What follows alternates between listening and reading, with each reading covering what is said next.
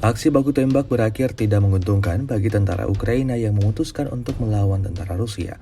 Rekamannya ramai beredar di media sosial Telegram pada Senin 30 September 2024. Di wilayah yang tidak disebutkan namanya dalam narasi unggahan, militer Rusia terlibat pertempuran sengit dengan anggota militer Volodymyr Zelensky. Pasukan Moskow tidak tinggal diam saat menerima perlawanan dari orang-orang Ukraina. Tembakan Rusia dinilai akurat hingga membuat tentara Ukraina yang sebelumnya dengan percaya diri melawan seketika tumbang dalam kondisi yang mengenaskan, seperti yang terlihat dalam rekaman. Sejak video ini beredar, belum ada tanggapan resmi dari pihak Kementerian Pertahanan Ukraina.